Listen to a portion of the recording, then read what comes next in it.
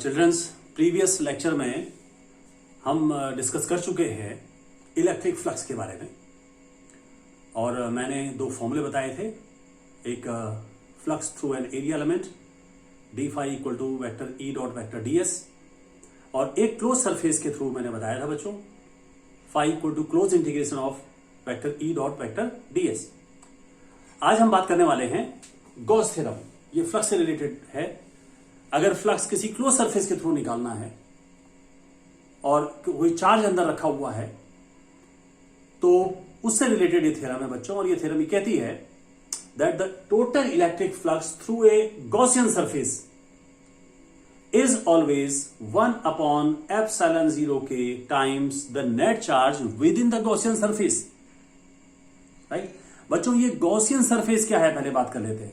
ये Gaussian surface क्या है? ऐसा सरफेस जो क्लोज्ड हो बच्चों, इमेजिनरी हो और सॉलिड हो। That surface is called Gaussian surface. जिसको हम इमेजिन करेंगे क्लोज्ड हो चारों तरफ से और सॉलिड, उसको हम गॉसियन सरफेस बोल रहे हैं। तो ये बच्चों थ्योरम अगर मैं फॉर्मूले के फॉर्म में लिखूं then this is phi equal to 1 upon epsilon 0 के into net charge within Gaussian surface.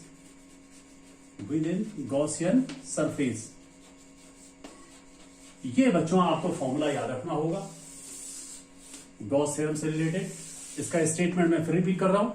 The electric flux through a close surface is 1 upon epsilon 0 के into net charge within Gaussian surface.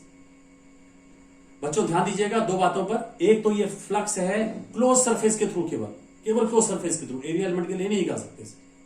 दूसरी बात, Gaussian surface के अंदर net charge कितना है, net charge उस पर डिपेंड करेगा। बच्चों एप्सिलॉन 0 की वैल्यू आपको पता होनी चाहिए 8.85 इंटू 10⁻12 SI यूनिट के डायरेक्टली कांस्टेंट है, मीडियम पर डिपेंड करेगा।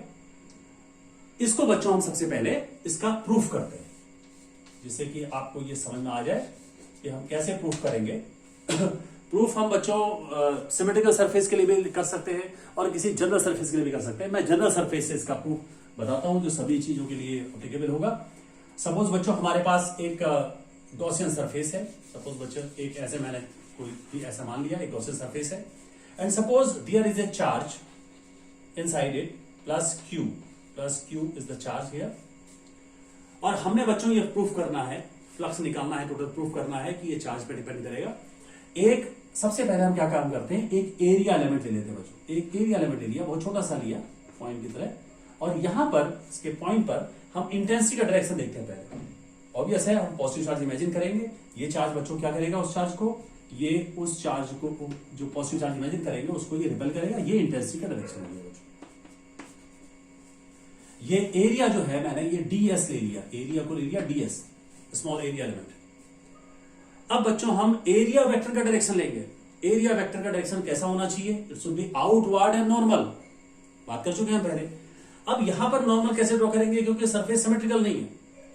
अगर सिमेट्रिकल सरफेस होता, स्फेरिकल सरफेस होता, तो आपको पता है कि सेंटर से जो लाइन जाती है वो नॉर्मल होती है।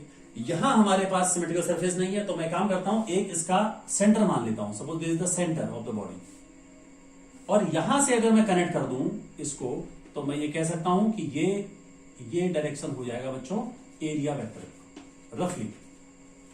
इसको सेंटर मानते ये हमने बच्चों यहां पे कर लिया। यहां पर सपोज कर लो ये एंगल थीटा है बच्चों, राइट। यहां से यहां तक की डिस्टेंस सपोज कर लो r है बच्चों।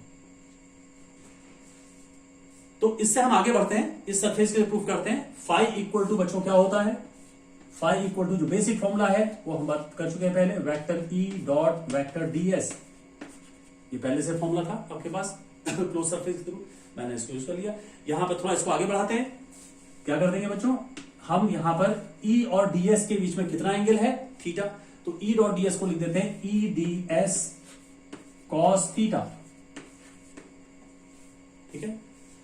यहां पर E की वैल्यू रख देते हैं इस चार्ज के कारण से, क्या हो जाएगा ई की वैल्यू हो जाएगी 1/4 एप्सिलॉन 0 के into q upon r square and this is ds cos theta, right.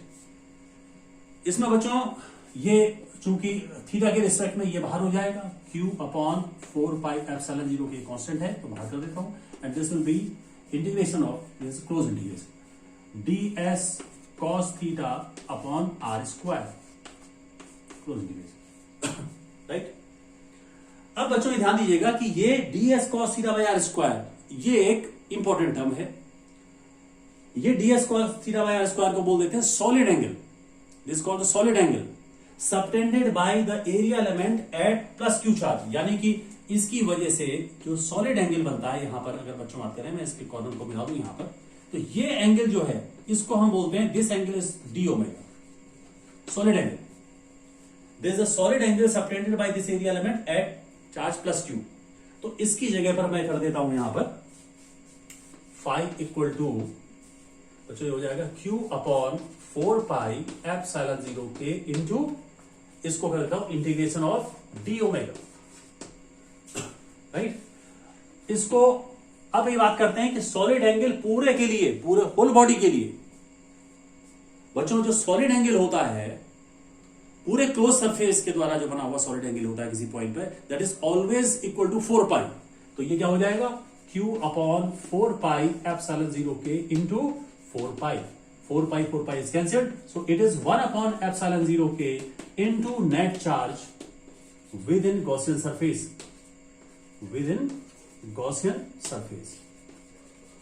ये हो गया, ये बच्चों हमने प्रूफ कर दिया गॉस थ्योरम, ये गॉस थ्योरम का प्रूफ हो गया।